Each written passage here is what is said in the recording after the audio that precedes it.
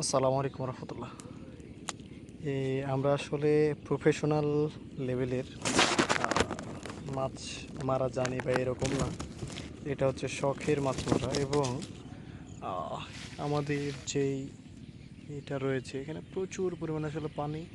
এই যে পানিতে একবার থই থই করছে, তো নতুন পানিতে আসলে বাসাতে যে জালটা আছে আমরা সেটা নিয়েই মূলত চেষ্টা করছি যে